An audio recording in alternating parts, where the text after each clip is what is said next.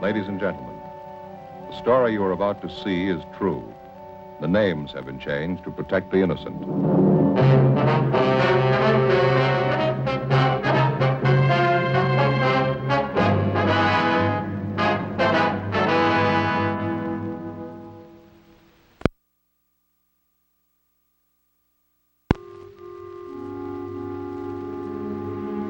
This is the city.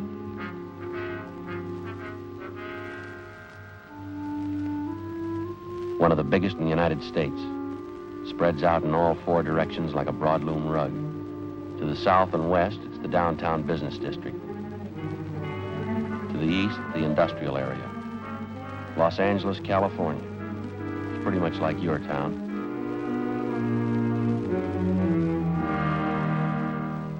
This is a Spanish priest, one of the city's founders. It's changed a lot since then. It's got high-tension wires bringing in the power and bus lines to get you where you're going. It's got railroads and freight yards.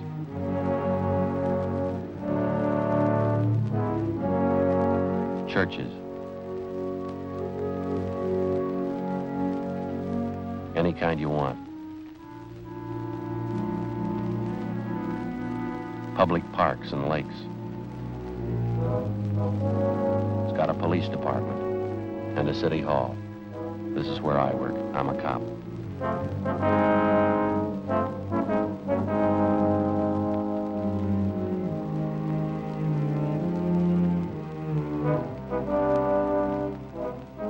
It was Saturday, August 8th. We were working the day watch out of Juvenile Division. My partner's Frank Smith. The boss is Captain Powers. My name's Friday. We'd gotten a call from a worried mother who reported her 4-year-old twin girls missing. Hours had passed since we'd gotten the initial report. The children had failed to turn up. We had to find them.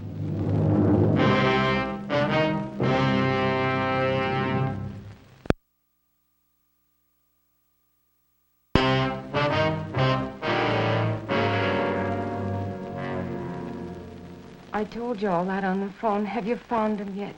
We've checked out the names that you gave us, Miss Karsten. Everyone who knows your little girls, the kids they play with, the neighbors, the storekeepers in the area. We haven't any word yet, but we're still checking. Oh, no, Dick. Somebody's got to have seen them. Tilly and Joan couldn't have wandered off that far. They're only 4 years old. I don't think it's as bad as it might seem to you, ma'am. Children have been missing a lot longer than your two little girls, and they've turned up all right. Try to relax if you can, Miss Karsten. Why hasn't somebody seen them? They wandered off from us in the park, but it's only 3 blocks from the house. Why hasn't somebody seen them? It's dark out. God knows what could happen to them at night. Is there anything we can get for you, Miss Karsten? No. No, I'll be all right. Did you see my husband? Yes, ma'am, we did. He's over at the park with the other officers. I think it's just a matter of time, ma'am. We've got 3 teams of men working on it with us. We've gotten out a broadcast on your girls. Did you talk to the Stanleys down the street and the Petersons? Yes, we did. We checked out all the names that you gave us. There is one thing we want to ask you about. What's that, Sergeant? About the exact spot in the park where you had your picnic this afternoon, where the girls wandered off. Well, it's exactly where I pointed it out to the other officers. By the eucalyptus grove right off 7th Avenue. It's about 2:30 this afternoon. We finished lunch, and my husband was taking a nap. I was reading. I saw the girls playing tag over by the trees. I looked up in a few minutes, and they were gone. It's just like I told the other officers. Then you're sure about that location? Of course I'm sure. Why should I lie to you? I want you to find the girls. They're just babies. You can see there's a picture over there. They're only 4 years old. Yes, ma'am. We're doing everything we can. I know. I know. You want me to get that for you, Miss Karsten? Would you please? Yes, ma'am. Hi, Lois. Anything? No, nothing. You? One step at a time. Yeah, sure. Excuse me. Ralph and I checked with a guy who runs an ice cream wagon. He works the area in the park where the kids disappeared. Yeah, what'd he tell you? He saw a couple little girls about a half a mile from that eucalyptus grove, about 3 o'clock this afternoon. They were with a man. Yeah. He saw the man put the kids in a truck and drove away with them. 8 p.m. Together with John Lewis, Frank and I left the Karsten home. We didn't tell the mother about the latest report. Until it was positively confirmed, we felt that telling her would serve no purpose other than to cause her needless worry.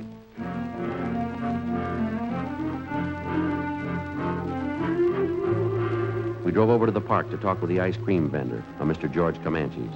He pointed out the area where he'd spotted the children in the company of an unidentified man. It was right over there, officers. This big guy, a mustache, he had the little girls, one on each hand. He was walking them out of that clump of trees over there. You think you can describe the man for us, Mr. Comanches?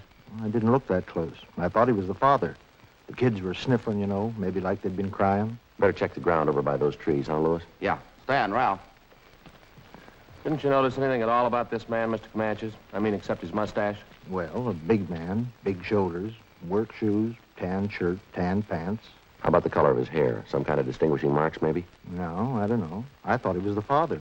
The kids were sniffling, the little girls. Was anything wrong? It didn't look like it. How about the man's truck? Did you notice that? No, I didn't. I'm sorry. How about the license number? You notice that? No, sir. Maybe I should have. I didn't. Joe. Yeah. Excuse me. Yeah, Lewis? Stan found this over in the bushes by the tree there. Yeah. Little girl's dress.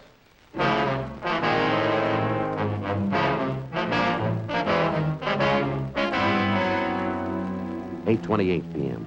The area where the torn clothing was found was roped off and checked for fingerprints and other physical evidence. None was found. Homicide Division was notified and joined in the investigation.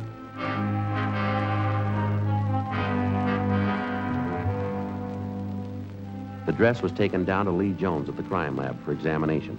Then it was shown to the father of the missing children, Frank Karsten. He definitely identified it. The search for the 4-year-old twins was intensified. An emergency spot check was made of all known and registered sex offenders. We drove back to the city hall and we went to the stats office.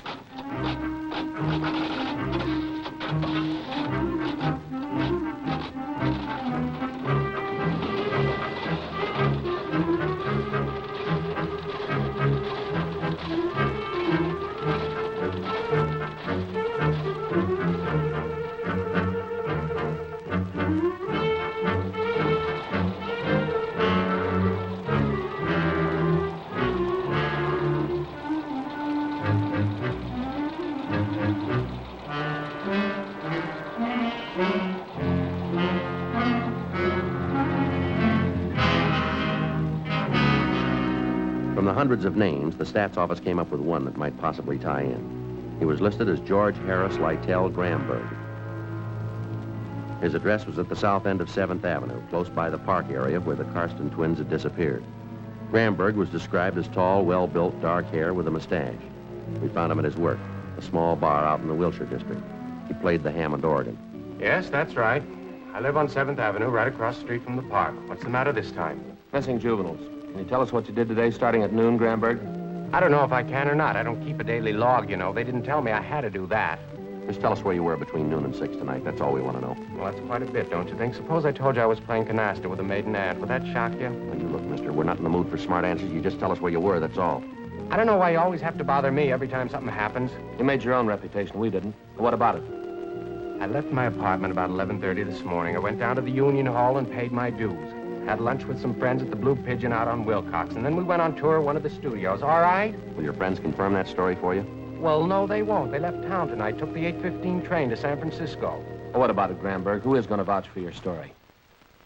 I already told you. My friends have left town. You can check with the guard at the movie studio if you want. We had a pass, time punched in, time punched out. It's all there. You want to call and check that studio, Frank?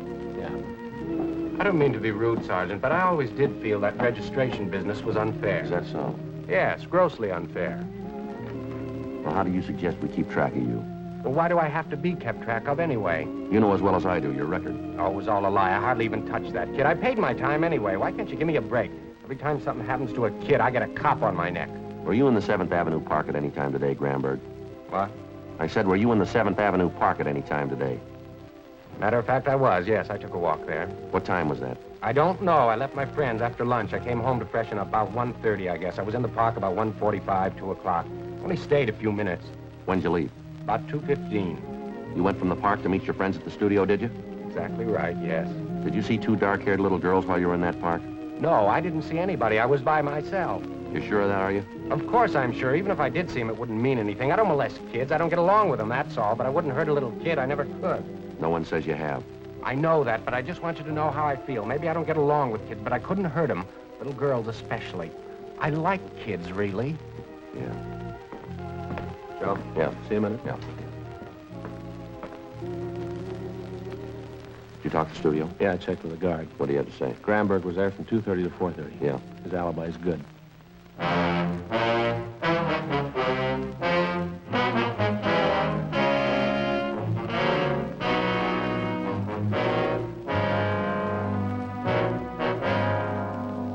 "10:55 p.m. The 4-year-old Karsten girls were still missing.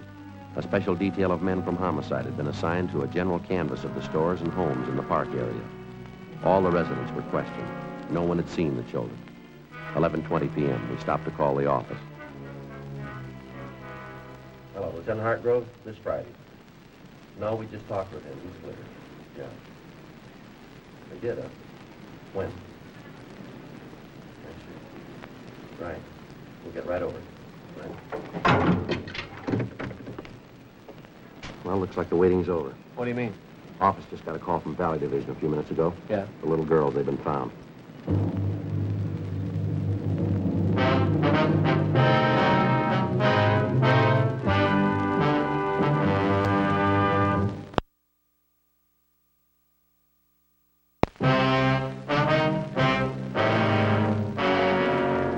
"11:25 p.m. As soon as we got the word that the 4-year-old Karsten twins had been found, Frank and I drove back to the office where Inspector Miller filled us in.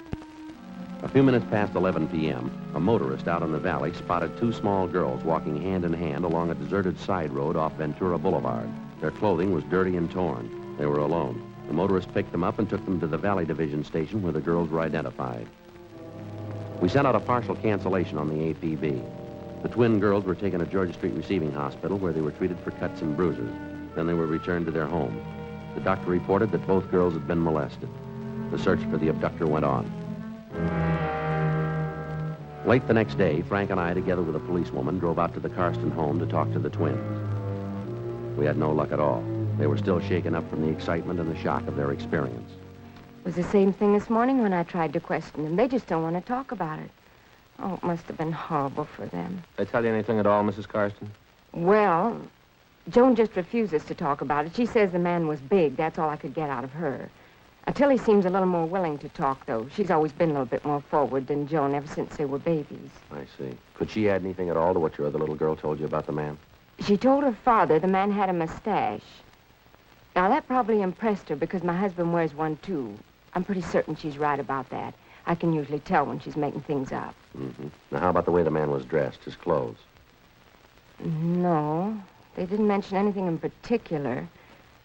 Tilly said the man was dirty. She said that 2 or 3 times. She kept on saying it, dirty, dirty clothes. Now, she might have meant the man had work clothes on. She has so many expressions, I don't know. How'd the man get your little girls into the truck? Did he offer them candy or something like that? Tilly said something about a kitten. The man had a little kitten he was going to give to them. Oh, dear, if I've told them that once, I've told them 1,000 times. Stay away from strangers. Don't go with them. Yes, ma'am. Did they tell you anything else at all about the man's description? Well, Tilly said the man was big. Oh, I don't know if you could count on that, though. Everybody looks big to her. I talked to her an hour, but she just kept repeating the same story. The man made them cry, tore their dresses, and hurt them. Oh, it must have been just horrible for them. Yes, ma'am. Did they tell you anything at all about the truck this man was driving? Maybe the color, something like that? Well, Tilly called it a big car, a funny big car. She said it was red, with red pictures all over it. Can't put much faith in that, though. Why not, ma'am? Everything's red to Tilly now. Everything has red pictures on it. It's just a phase she's going through. A few weeks ago, it was blue. Everything was blue to her. Now it's red. Everything's red. I see. You think they might be able to tell you a little more in a day or so, maybe after they've quieted down? Well, I don't know. I certainly hope so. Thank God it's all over. They're home safe. That's all that counts. No, ma'am, I'm afraid there's more to it than that. What? The man that did it's still free.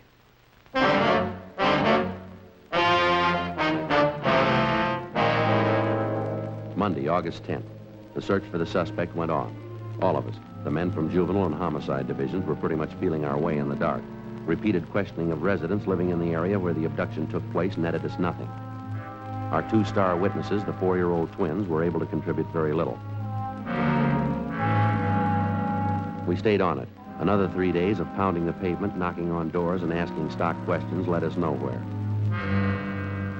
As in most cases like this one, the criminal employed the distinct advantage of having victims who were unable, because of shock, to clearly identify him. Saturday, August 15th.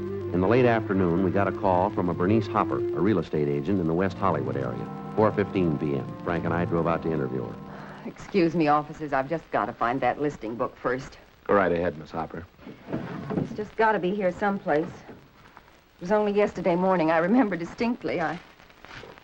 There. Now, I can start to do business again. Yes, ma'am. Well, I don't know if this is going to help you any in your case, officers, but I certainly think something should be done about it. Flagrant is the only word I can think of, just flagrant. Would you like to tell us about it? Well, I saw him yesterday, for one thing. You see, I was coming back from lunch about 2:30 in the afternoon. Fridays, I always have a late lunch. I see. I was just passing the corner a few blocks from the grammar school right up above on Prospect Avenue, and I saw this truck parked and this truck driver leaning out of the window talking to some children. Just tots, little tots. Yes, ma'am. What happened? Well, what happened is not so much that, it's just the way this truck driver was talking to these children. I must have been at least 20 feet from them, and even I could hear. What was that? Well, his language, just filthy. I couldn't understand it. A grown man talking to little tots like that. Every kind of filth, every obscene word you could think of. Was there any point in the way he was talking to the children, Miss Hopper? I mean, was he mad at them? Did he seem sober? What was it? It was filth, that's all I know, officer. Some of the children didn't like it, and they told him. That only made him do it all the more. I really think you ought to check up on him. Yes, ma'am. Can you tell us anything else about it? Oh, would you excuse me a moment? Yes, ma'am. Go right ahead. Bernice Hopper, real estate. Yes. Mm-hmm. Oh, yes, Mr. Tomlinson, I remember. The house out on Norwich, wasn't it? Well, no. As a matter of fact, I sold it Monday. It's just like I told you, things go so fast. Well, of course, if you'd had a substantial down payment to make at the time, I am sorry. There wasn't anything I could do. Yes. Well, I'm sorry, too. Well, thank you for calling. If anything turns up, may I give you a ring?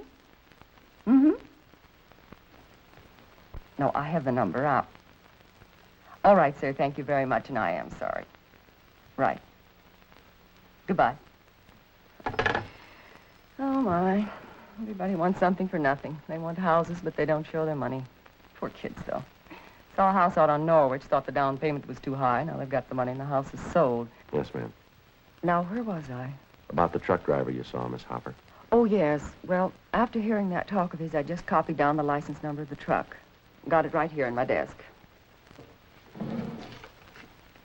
How about the truck driver, Miss Hopper? Did you get a good look at him? I certainly did, the way he acted with those children. Anything unusual about his appearance? No, nothing besides his foul mouth. He was dark, heavy-set, and he had a mustache. Ties in. One more thing. The truck he was driving. Yes, ma'am. There were pictures painted on the sides. Circus animals, I think. Did you happen to notice the color? Oh, yes, it was red. Even the pictures were red.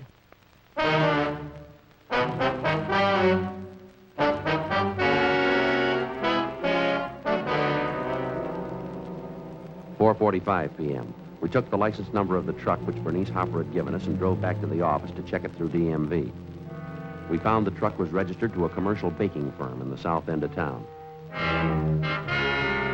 Through their personnel department and their dispatcher's office, we got the name and address of the employee who was driving the truck the same day Bernice Hopper had spotted the driver talking to the school children. His name was Lester Z. Wiley. We checked a little further and found that he was driving the same truck the day the Karsten twins were abducted. We called into R&I. Wiley had no criminal record. Oh, sure is stupid of me. I didn't even think of asking you if you wanted any of this. No thanks, Wiley. We'd just like to have you tell us why you use that kind of language in front of school children. Nothing to explain. A bunch of those kids were hanging around the truck. I thought maybe they wanted to get in and grab some of the cakes and stuff. I read them off, that's all. Well, that still doesn't explain the filthy language, Wiley. I don't know. Maybe I wasn't feeling good that day. Might let a few cuss words slip.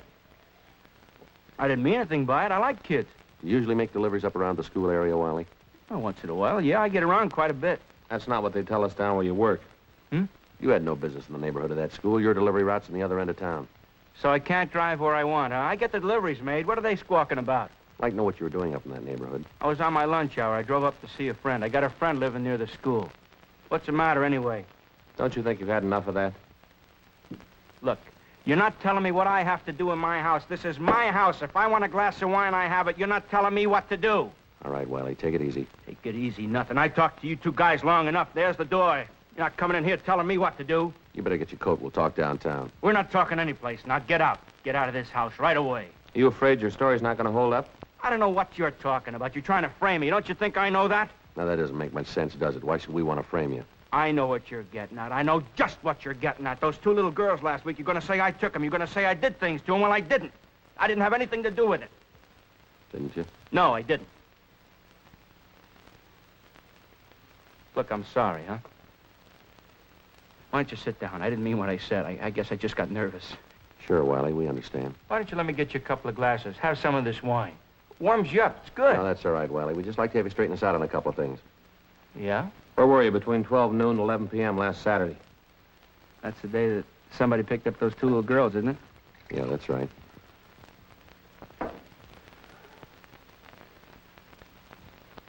Wiley?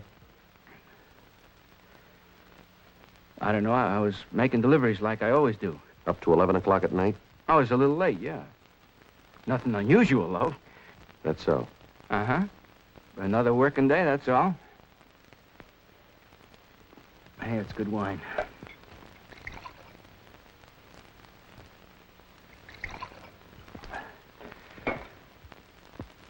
I might have been near the park where those two kids were. Doesn't mean anything, though. I get around quite a bit. I got a lot of deliveries to make.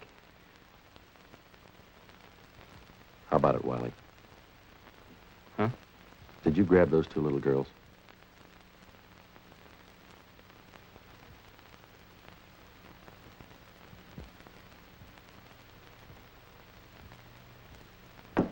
Oh, look at that. I don't have any more wine. I'm gonna go get another bottle. You've had enough of that.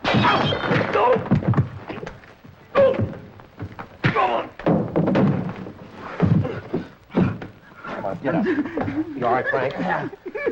Get out of my house! Get out!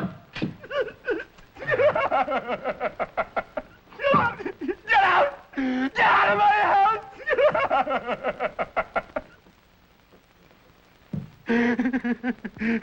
Now, how about it, Wiley?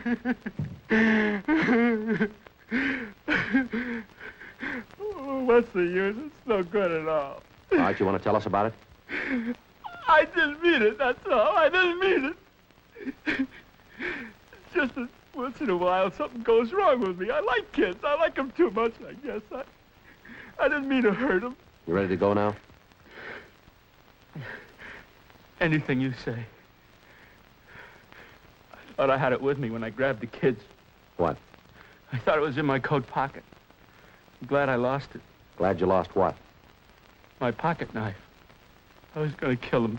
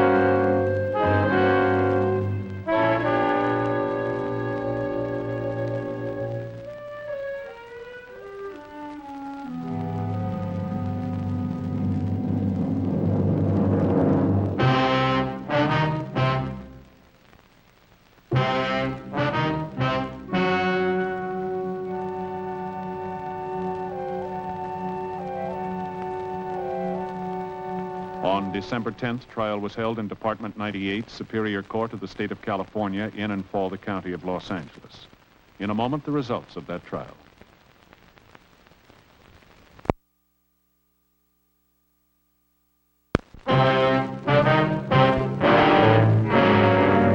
The suspect waived his rights to a preliminary hearing, and at his arraignment in Superior Court, he entered a plea of guilty to kidnapping 1 count and child molesting 1 count.